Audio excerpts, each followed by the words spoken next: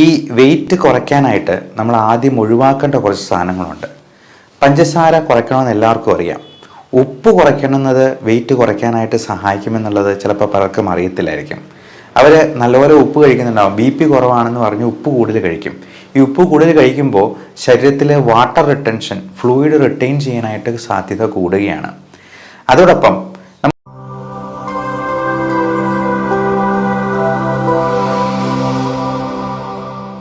ഈ വെയിറ്റ് കുറയ്ക്കാനായിട്ട് നമ്മൾ ആദ്യം ഒഴിവാക്കേണ്ട കുറച്ച് സാധനങ്ങളുണ്ട്. പഞ്ചസാര കുറയ്ക്കണമെന്ന് എല്ലാവർക്കും അറിയാം. ഉപ്പ് കുറയ്ക്കണമെന്നത് വെയിറ്റ് കുറയ്ക്കാനായിട്ട് സഹായിക്കുമെന്നുള്ളത് ചിലപ്പോൾ പലർക്കും അറിയത്തില്ലായിരിക്കും. അവർ നല്ലപോലെ ഉപ്പ് കഴിക്കുന്നുണ്ടാവും. BP കുറവാണെന്ന് പറഞ്ഞ് ഉപ്പ് കൂടുതൽ കഴിക്കും. ഈ ഉപ്പ് കൂടുതൽ കഴിക്കുമ്പോൾ ശരീരത്തിലെ വാട്ടർ റിട്ടൻഷൻ, ഫ്ലൂയിഡ് റിട്ടൈൻ ചെയ്യാനായിട്ട് സാധ്യത കൂടുകയാണ്. അതോടൊപ്പം നമുക്ക് ചോറ് കുറയ്ക്കണമെന്ന് എല്ലാവർക്കും അറിയാം. പക്ഷെ ചോറ് കുറച്ചിട്ട് ഒരു 5 ചപ്പാത്തി പകരം കഴിച്ചെന്നാൽ ഒരു ഗുണമില്ല. കാരണം ഈ ചപ്പാത്തി ഇപ്പം നമ്മൾ നല്ല റിഫൈൻഡ് ഫ്ലോറാണ്, നല്ല ആട്ടയാണ് കിട്ടുന്നത്. അതിൽ തവിടെന്ന് പറയുന്നൊരു സംഗതിയേ ഇല്ല.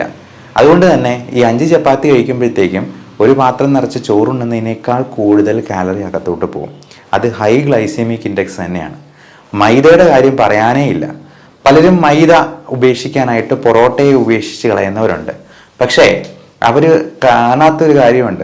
നമ്മൾ കഴിക്കുന്ന ബേക്കറി സാധനങ്ങളായിട്ടുള്ള ബ്രെഡ്, ബണ്ണ്, കുബൂസ്, ബിസ്ക്കറ്റ്, അത് ഷുഗർ ഫ്രീ ബിസ്ക്കറ്റ് ആണെങ്കിൽ പോലും അതിനകത്ത് കുറച്ച് മൈദയാണ് അടങ്ങിയിട്ടുള്ളത് എന്നുള്ളത് മനസ്സിലാക്കുക. ഇത് ഹൈ ഗ്ലൈസെമിക് ഇൻഡെക്സ് ഉള്ളൊരു സംഗതിയാണ്. കഴിഞ്ഞ ദിവസം കാസർഗോഡ് നിന്ന് വിളിച്ചൊരു പേഷ്യൻ്റ് പറയുകയുണ്ടായി, അവരെന്ത് ചെയ്തിട്ടും വണ്ണം കുറയുന്നില്ല. എല്ലാം ഉപേക്ഷിച്ചു, പഞ്ചസാര ഉപേക്ഷിച്ചു, ബേക്കറി സാധനങ്ങൾ ഉപേക്ഷിച്ചു, നല്ലപോലെ വർക്കൗട്ട് ചെയ്യുന്നുണ്ട്, എന്നിട്ടും എൻ്റെ വെയിറ്റ് 100 കിലോയ്ക്ക് മുകളിലുണ്ട് ഡോക്ടറെ. ഞാൻ ചോദിച്ചു, ഇന്ന് രാവിലെ എന്താ കഴിച്ചേ? അവരൊരു മസാല ദോശയാണ് കഴിച്ചതെന്ന് പറഞ്ഞു. മസാല ദോശ എന്ന് പറയുന്ന സാധനത്തിൽ അടങ്ങിയിരിക്കുന്നത് എന്തൊക്കെയാണെന്ന് നമുക്കൊന്ന് നോക്കാം. ഈ പൊട്ടറ്റോ, അതായത് കിഴങ്ങ് വർഗത്തിൽപ്പെടുന്ന എന്തും അത് മണ്ണിനടിയിൽ വളരുന്നതാണ്.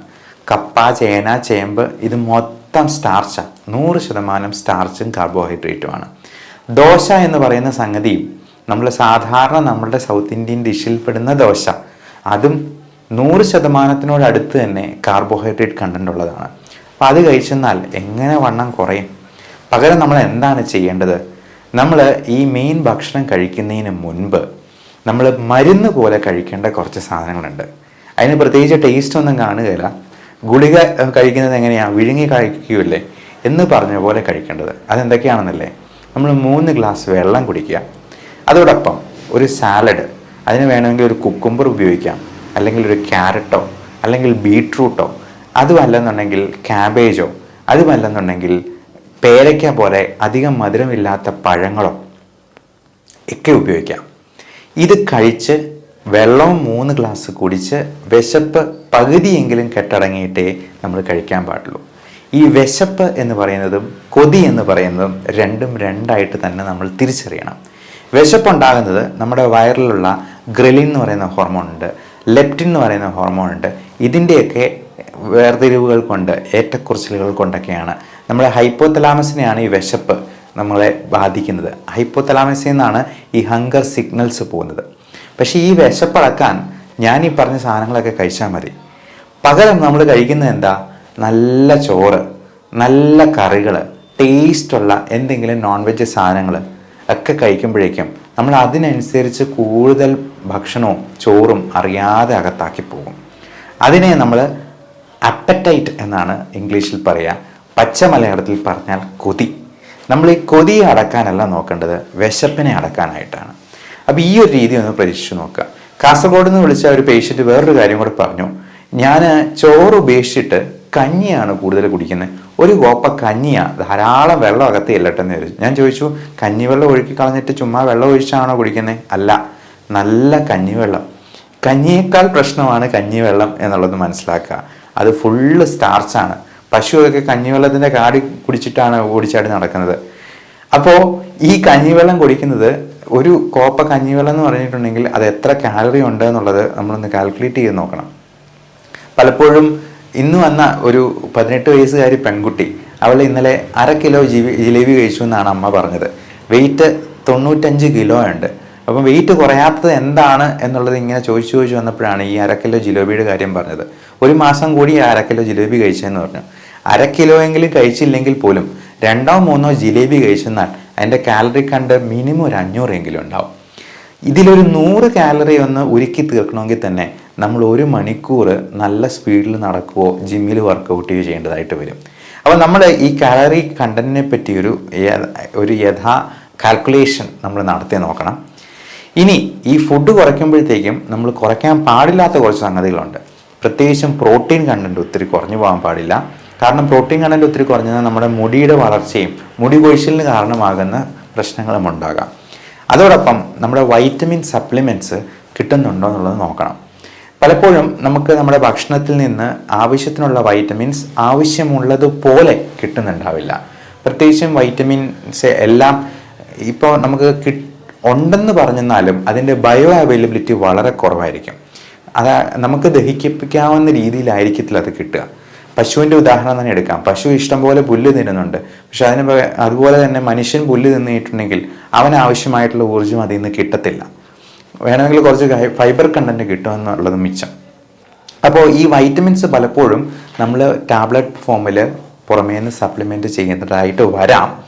പലപ്പോഴും പല ന്യൂട്രിയൻസിൻ്റെയും നമ്മുടെ ബ്ലഡിലെ ലെവൽസ് പോലും കാൽക്കുലേറ്റ് ചെയ്യാനുള്ള മെഷർ ചെയ്യാനുള്ള ടെസ്റ്റുകൾ നമുക്കിന്ന് അവൈലബിൾ അല്ല. അതുകൊണ്ട് ഇങ്ങനെയുള്ള ന്യൂട്രിയൻസ് കിട്ടാനായിട്ട് നിങ്ങളുടെ ഡോക്ടറുടെ സഹായത്തോടു കൂടി അതിന് വേണ്ട വൈറ്റമിൻ സപ്ലിമെൻറ്റ്സും കൂടി സെലക്ട് ചെയ്യാം. അതോടൊപ്പം ഈ എക്സസൈസിനെ കുറിച്ചും കൂടി പറയട്ടെ. എക്സസൈസ് നമുക്ക് എയ്റോബിക് എക്സസൈസ് മാത്രം പോരാ, അല്ലെങ്കിൽ സ്ട്രെങ്തനിങ് എക്സസൈസ് മാത്രം പോരാ, അല്ലെങ്കിൽ സ്ട്രെച്ചിങ് എക്സസൈസ് മാത്രം പോരാ. ഇത് 3ഉം വേണം. സ്ട്രെച്ചിങ് വേണം, സ്ട്രെങ്തനിങ് വേണം. സ്ട്രെച്ചിങ് എന്ന് പറഞ്ഞു കഴിഞ്ഞാൽ നമ്മുടെ ജോയിൻസിനെ എല്ലാം നമ്മൾ നല്ലപോലെ വിജാഗിരി പോലെയുള്ള മുട്ടുകളെ കുറിച്ച് നമ്മളൊരു വീഡിയോ ചെയ്തതാണ്.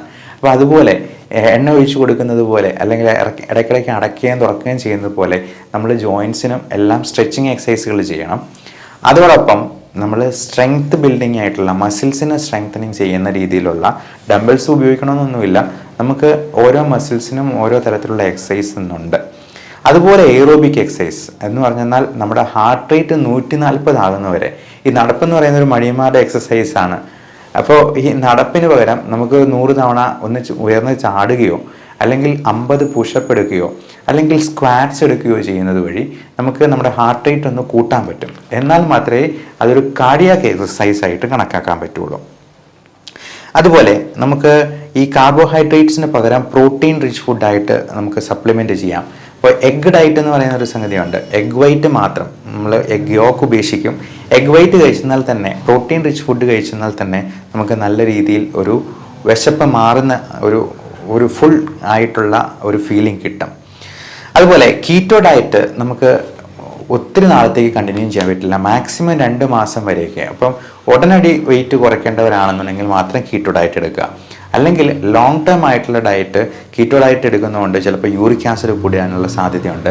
മറ്റ് ഹെൽത്ത് ഹസാർഡ്സ് അതിനകത്ത് ഇൻവോൾവ് ആണ് എന്നുള്ളത് മനസ്സിലാക്കുക. നമ്മുടെ വീട്ടിൽ തന്നെ ഒരു ഡിജിറ്റൽ വെയിങ് ബാലൻസ് വാങ്ങി സൂക്ഷിക്കുക.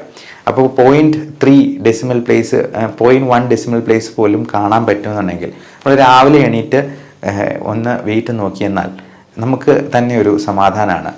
വെയിറ്റ് കുറഞ്ഞില്ലെങ്കിൽ പോലും അത് കൂടുന്നില്ല എന്നുള്ള ഉറപ്പ് വരുത്തുക. ഏറ്റവും രാവിലെ തന്നെ വെയിറ്റ് നോക്കുന്നതാണ് അതിന് ഏറ്റവും ഉചിതമായിട്ടുള്ളത്. അതാണ് ഏറ്റവും കുറഞ്ഞിരിക്കുന്ന വെയിറ്റ്. അതുപോലെ ഷുഗർ ഉള്ളവർക്കൊരു ഗ്ലൂക്കോമീറ്റർ വാങ്ങിച്ചു വയ്ക്കാം. BP ഫ്ലക്ച്വേഷൻ ഉള്ളവർക്ക് BP അപ്പാരറ്റസ് വാങ്ങിച്ചു വയ്ക്കാം. എന്നിട്ട് നമ്മൾ തന്നെ ഇതിനെപ്പറ്റി ഒരു ട്രാക്ക് ചെയ്യേണ്ടത് അത്യാവശ്യമാണ്. ഇൻ്റർമീഡിയറ്റ് ഫാസ്റ്റിംഗ് വളരെ നല്ലൊരു ഫാസ്റ്റിംഗ് മെത്തേഡാണ്. 14 to 16 hours ആണ്. അത് പട്ടിണിയല്ല. ഒരു 18 hours കൂടുതൽ ഫാസ്റ്റ് ചെയ്യുന്നാലേ അത് പട്ടിണിയായി മാറത്തുള്ളൂ. 16 hours വരെയും നമ്മൾ ഫാസ്റ്റ് ചെയ്ത് കഴിഞ്ഞാൽ നമ്മുടെ ബോഡിയിലെ ഫാറ്റ് ബേൺ ചെയ്യാനായിട്ട് തുടങ്ങും. അതുവരെയും നമ്മുടെ ഉള്ള ഗ്ലൂക്കോസ് ഒക്കെ വെച്ചിട്ട് അതിൻ്റെ ആ ഒരു പാത്വേ തന്നെ അങ്ങനെയാണ്. നമ്മൾ ബയോകെമിസ്ട്രിയിൽ അങ്ങനെയുള്ള കാര്യങ്ങൾ പഠിക്കാറുണ്ടായിരുന്നു. അപ്പോൾ ഇതിൻ്റെ പാത്വേസ് തന്നെ ഡിഫറെൻ്റ് ആണ്. 16 മണിക്കൂർ ബോഡി ഫാസ്റ്റ് ചെയ്ത് കഴിഞ്ഞാൽ നമ്മുടെ ഫാറ്റ് ഉരുകാനായിട്ട് തുടങ്ങത്തുള്ളൂ. ഈ 16 മണിക്കൂർ നമ്മൾ ഉറക്കം കൂടെ ഉൾപ്പെടുത്തി നമ്മൾ രാത്രിയിലത്തെ ഫുഡ് സ്കിപ്പ് ചെയ്യുന്നതാണ് ഏറ്റവും നല്ലത്. അപ്പോൾ രാത്രി ഒരു 6 മണിക്ക് മുമ്പ് ഭക്ഷണം എല്ലാം കഴിച്ചിട്ട് പിന്നെ 0 കാലറി ഡയറ്റിലോട്ട് പോവുക. അത്യാവശ്യം ഉണ്ടെങ്കിൽ മാത്രം 0 കാലറിയിലുള്ള വല്ല ഗ്രീൻ ടീയോ വെള്ളമോ കുടിച്ച്, അല്ലെങ്കിൽ ഒട്ടും കണ്ടന്റ് ഇല്ലാത്ത കാലറി ഇല്ലാത്ത കുക്കുംബറോ എന്തെങ്കിലും കഴിക്കാനായിട്ട് സാധിക്കുന്നതാണ്. അതോടൊപ്പം നമ്മൾ ശ്രദ്ധിക്കേണ്ട വേറൊരു കാര്യമുണ്ട്. നമ്മൾ ഈ ബ്രേക്ക്ഫാസ്റ്റ് ഒരുപാട് നേരത്തേക്ക് മാറ്റി വയ്ക്കുന്നതിനേക്കാൾ നല്ലത് ഈവനിങ് എത്ര നേരത്തെ നമ്മൾ ഫാസ്റ്റിംഗ് തുടങ്ങുന്നു. ഇപ്പം 6 മണിയെന്ന് പറഞ്ഞത് ഡ്യൂട്ടിയൊക്കെ കഴിഞ്ഞ് വരുന്ന സമയം അതായതുകൊണ്ടാണ്. ഒരു 5 മണിക്കോ 4 മണിക്കോ അത് സ്റ്റാർട്ട് ചെയ്യുവാണെങ്കിൽ നമുക്ക് ബ്രേക്ക്ഫാസ്റ്റ് ഇച്ചിരി നേരത്തെ കഴിക്കാൻ പാകത്തിന് ഇൻ്റർമീഡിയറ്റ് ഫാസ്റ്റിംഗ് നമുക്കൊന്ന് അഡ്ജസ്റ്റ് ചെയ്യാവുന്നതാണ്. അതുപോലെ ഈ ഉറക്കം വളരെ ഇമ്പോർട്ടൻറ്റ് ഫാക്ടറാണ്. അപ്പം പലപ്പോഴും ഈ 6 മണിക്ക് നമ്മൾ ഫാസ്റ്റിംഗ് തുടങ്ങിയാൽ, അല്ലെങ്കിൽ 4 മണിക്ക് ഫാസ്റ്റിംഗ് തുടങ്ങിയെന്നാൽ ഒരു 7-8 മണി ആകുമ്പോഴത്തേക്ക് നമുക്ക് നല്ല വിശപ്പുണ്ടാകാനുള്ള സാധ്യതയുണ്ട്. അതിന് ഈ ഉറക്കത്തിൻ്റെ പ്രശ്നമുള്ളവർക്ക് പലപ്പോഴും പല ആൻറ്റി ആങ്സൈറ്റി മരുന്നുകൾക്ക്, ആൻറ്റി ഡിപ്രഷൻ മരുന്നുകൾക്കൊക്കെ ഇതുപോലെ ഇങ്ങനെ ഇച്ചിരി ഉറക്കം കൂടെ പ്രദാനം ചെയ്യാനുള്ള കഴിവുണ്ട്. അത് അല്പം നേരത്തെ കഴിച്ച് എത്രയും നേരത്തെ തന്നെ കിടന്നുറങ്ങാനായിട്ട് നോക്കുക. നമ്മൾ എത്ര കണ്ട് ലേറ്റായിട്ട് ഇരിക്കുന്നു അത്രയും നമ്മൾ അടുക്കളയിൽ കയറി എന്തെങ്കിലും മധുരപലഹാരങ്ങൾ എടുത്ത് കഴിക്കാനുള്ള സാധ്യത കൂടുതലാണ്. അതോടൊപ്പം നമ്മൾ എത്രയും നേരത്തെ തന്നെ പല്ലൊക്കെ ബ്രഷ് ചെയ്ത് പിന്നെ കഴിക്കാനായിട്ട് നമുക്കൊരു ഇച്ചിരി മടിയുണ്ടായിരിക്കും. അതുകൊണ്ട് നേരത്തെ തന്നെ ബ്രഷ് ചെയ്യുക, നേരത്തെ തന്നെ കിടന്നുറങ്ങുക, ഫോണിൽ കുത്തിക്കൊണ്ടിരിക്കാതിരിക്കുക. അപ്പം പല അലർജിയുടെ മെഡിസിൻസിന്, വേദന സംഹാരികളായിട്ടുള്ള ചില സെൻട്രൽ ആയിട്ടുള്ള പെയിൻ കില്ലേഴ്സിന് ഒക്കെ ഇച്ചിരി ഉറക്കം കൂടി തരാനായിട്ടുള്ള കഴിവുണ്ട്. അപ്പോൾ അത്തരത്തിലുള്ളത് സൈഡ് ഇഫക്റ്റ് ആണ് എന്ന് വിചാരിച്ചെന്നാലും നമുക്ക് ആ സൈഡ് ഇഫക്റ്റ് ചിലപ്പോൾ ഉർവശി ശാപം ഉപകാരമായതുപോലെ ഭവിച്ചേക്കാം. അപ്പോൾ അത് ഡോക്ടറോട് ചോദിച്ച് ഇത് അല്പസ്വല്പം മോഡിഫിക്കേഷൻ വരുത്തിയെന്നാൽ നമുക്ക് ഇച്ചിരി നേരത്തെ കിടന്നുറങ്ങുകയും ഫാസ്റ്റിങ് നല്ല എഫക്റ്റീവായിട്ട് കൊണ്ടുപോകാനും പറ്റും. ഇനി ഇതിനൊക്കെ പുറമെ നമുക്ക് ഇത് ഫാറ്റ് കുറയ്ക്കാനായിട്ട്, ഫാറ്റ് ബേൺ ചെയ്യാനായിട്ട് ഉതകുന്ന രീതിയിലുള്ള പുതിയ തരത്തിലുള്ള മരുന്നുകളുണ്ട്. ആൽഫ സൈക്ലോഡെക്സ്ട്രിൻ പോലുള്ള യാതൊരു സൈഡ് ഇഫക്റ്റും അതിനുണ്ടാവത്തുമില്ല. അത് നമ്മൾ ഭക്ഷണത്തിന് മുൻപ് കഴിക്കേണ്ട ഗുളികയാണ്. അത് കഴിച്ച് കഴിഞ്ഞിട്ടുണ്ടെങ്കിൽ നല്ല ഫുള്ളായിട്ടുള്ളൊരു ഫീലിംഗ് ഉണ്ടാവും. അപ്പോൾ പലപ്പോഴും ഈ ഹെൽത്ത് സപ്ലിമെൻറ്റ് ഡ്രിങ്ക്സ് ഉണ്ട് വെയിറ്റ് കുറയ്ക്കാനായിട്ടുള്ള, അതൊക്കെ ഉപയോഗിക്കുന്ന ടെക്നിക്ക് ഇതാണ്. അപ്പോൾ ആ പ്രോട്ടീൻ റിച്ച് ആയിട്ടുള്ള വൈറ്റമിൻസ് ഒക്കെ ഉള്ള ഡ്രിങ്ക് ആയിരിക്കും അത് കൊടുക്കുന്നത്. അപ്പോൾ അത് കൊടുത്തിട്ട് നല്ലപോലെ വെള്ളം കൂടെ കുടിക്കുമ്പോഴത്തേക്കും വയറ് അതുകൊണ്ട് തന്നെ ഫില്ലാവും. മിക്കവാറും ഡിന്നർ സ്കിപ്പ് ചെയ്തിട്ട് ഇത് കുടിക്കാനായിരിക്കും പറയുക, അല്ലെങ്കിൽ 2 നേരത്തെ ഭക്ഷണം സ്കിപ്പ് ചെയ്യാനായിട്ട് പറയാം. അതുപോലെ കൺട്രോൾഡ് സ്ട്രെസ് എന്നാണ് നമ്മൾ ഈ എക്സസൈസിനെ പറയുക. എക്സസൈസ് എന്ന് പറയുന്നത് നമ്മുടെ ഒരു ചെറിയ രീതിയിലുള്ള സ്ട്രെസ്സ് നമ്മുടെ ബോഡിക്ക് കൊടുക്കുകയാണ്. ഈ കൺട്രോൾഡ് സ്ട്രെസ്സ് നമുക്ക് ആവശ്യമാണ്. നമ്മുടെ ജോലി തന്നെയും ഒരു എക്സസൈസ് ആയിട്ട്, അതൊരു കൺട്രോൾഡ് സ്ട്രെസ് ആയിട്ട് എടുക്കാം. എത്രത്തോളം സംതൃപ്തിയോടെ ജോലി ചെയ്യുന്നോ അത്രയും സന്തോഷം നമുക്ക് ഉണ്ടാവുകയാണ്. അത് തന്നെ നമ്മുടെ വെയിറ്റിനെയും മാനസിക ശാരീരിക ആരോഗ്യത്തെയും ബാധിക്കുന്ന അല്ലെങ്കിൽ ഹെൽപ്പ് ചെയ്യുന്ന കാര്യങ്ങളാണ്. അപ്പോൾ നമ്മുടെ ജോലി ഏറ്റവും ഭംഗിയായിട്ട് ഏറ്റവും സംതൃപ്തിയോടെ ചെയ്തു തീർക്കുക എന്നുള്ളതാണ് നമുക്ക് സന്തോഷം ഉണ്ടാക്കാവുന്ന ഏറ്റവും നല്ല കാര്യം. അതുപോലെ സ്ട്രെസ്സ് കുറയ്ക്കാനുള്ള കാര്യങ്ങളെല്ലാം നമ്മൾ ചെയ്യുക. ഒരു മൂളിപ്പാട്ട് പാടുന്നത് പോലും സ്ട്രെസ്സ് കുറയ്ക്കാൻ, ഒരു പാട്ട് വെച്ചുകൊണ്ട് ഞങ്ങളുടെ കൂട്ടുകാരെ പല സർജൻസും പാട്ട് വെച്ചുകൊണ്ട് ഓപ്പറേറ്റ് ചെയ്യുന്നത് നമ്മൾ കാണാറുണ്ട്. നമ്മളാണെങ്കിലും ബ്രോങ്കോസ്കോപ്പി ഒക്കെ ചെയ്യുമ്പോഴത്തേക്കും എൻഡോസ്കോപ്പി പ്രൊസീജിയേഴ്സൊക്കെ ഒരു പാട്ടും കൂടെ അങ്ങ് വെക്കും. അപ്പോൾ നമുക്കത് എൻജോയ് ചെയ്ത് ചെയ്യാൻ വേണ്ടിയാണ്. പാട്ട് പാടാൻ അറിയാവുന്നവരാണെങ്കിൽ, അറിയാൻ മേലാത്തവരാണെങ്കിലും ഒരു പാട്ട് പാടി അങ്ങ് പോസ്റ്റ് ചെയ്തോളൂ. എൻ്റെ പേരിൽ നോക്കിക്കഴിഞ്ഞാലും പല പാട്ടുകളും നിങ്ങൾക്ക് കിട്ടിയേക്കാം. ഞാൻ ഒരു വലിയ പാട്ടുകാരനൊന്നും അല്ല, എന്നാൽ പോലും. അപ്പോൾ നമുക്ക് ഇങ്ങനെയുള്ള കാര്യങ്ങളെ നോക്കി നമ്മുടെ മനസ്സും കൂടി നല്ല പ്രസന്നമായിട്ട് കൊണ്ടുപോയെന്നാലേ ഈ സ്ട്രെസ് ഇൻഡ്യൂസ്ഡ് ഒബീസിറ്റി, കാരണം ഈ സ്ട്രെസ്സും ആങ്സൈറ്റിയും ഡിപ്രഷനും ഒക്കെ ബോറടിക്കുമ്പോഴത്തേക്കും നമ്മൾ കൂടുതൽ ഭക്ഷണം കഴിക്കാൻ സാധ്യതയുണ്ട്. അപ്പം അതിനെ നമ്മൾ ബുളിവിയ നെർവോസ എന്നൊക്കെ നമ്മൾ വിളിക്കാറുണ്ട്. അതുപോലെ തന്നെ നേരെ തിരിച്ച് അനോറക്സിയ നെർവോസ എന്ന് പറഞ്ഞൊരു പ്രശ്നമുണ്ട്. കുറേ ദിവസത്തേക്ക് ആൾ ഭക്ഷണമൊന്നും കഴിക്കത്തില്ല, ഈ ഡിപ്രഷൻ കൂടിയിട്ട്. അപ്പോൾ ഇങ്ങനെയുള്ള പ്രശ്നങ്ങളെല്ലാം നമ്മൾ ഒഴിവാക്കേണ്ടതുണ്ട്. ഈ ആൻറ്റി ഡിപ്രസൻസും ഇതിൻ്റെ ആങ്സൈറ്റി റിലേറ്റഡ് ആയിട്ടുള്ള കാര്യങ്ങളുമൊക്കെ നമ്മൾ പ്രോപ്പർ ട്രീറ്റ്മെൻറ്റും എടുക്കാനായിട്ട് യാതൊരു മടിയും കാണിക്കേണ്ട ആവശ്യമില്ല. കൂടെ തന്നെ ഡയബറ്റീസും ഹൈപ്പർ ടെൻഷനും കൊളസ്ട്രോളും ഉള്ള മരുന്നുകളും നമുക്ക് വെയിറ്റ് കുറയ്ക്കാൻ ഉതകുന്ന രീതിയിൽ കുറച്ച് മോഡിഫൈ ചെയ്യാവുന്നതാണ്. പ്രത്യേകിച്ച് മെറ്റ്ഫോമിൻ പോലുള്ള മരുന്നുകൾ അതിൻ്റെ ഏറ്റവും മെയിൻ ഒരു മെക്കാനിസം ഓഫ് ആക്ഷൻ തന്നെ വെയിറ്റ് കൺട്രോൾ ചെയ്തുകൊണ്ട് തന്നെയാണ് ഷുഗർ കുറയ്ക്കുന്നത്. അതുപോലെ പ്രോട്ടീൻ പ്രശ്നങ്ങളുള്ളവർക്ക് പ്രോട്ടീൻ സപ്ലിമെൻറ്റ്സ് എടുക്കുമ്പോഴത്തേക്കും അതിൻ്റെ അലർജി ഉണ്ടോ എന്നുള്ളത് പ്രത്യേകം നോട്ട് ചെയ്യുക. നമ്മൾ പല പ്രോട്ടീൻസും വാരി വലിച്ച് കഴിക്കുമ്പോഴത്തേക്കും ഇതിൽ ഏതെങ്കിലും ഒരെണ്ണം അലർജി ഉണ്ടാക്കിയെന്നാൽ നമ്മുടെ ബാക്കി എല്ലാ പ്രശ്നങ്ങളും താളം തെറ്റും.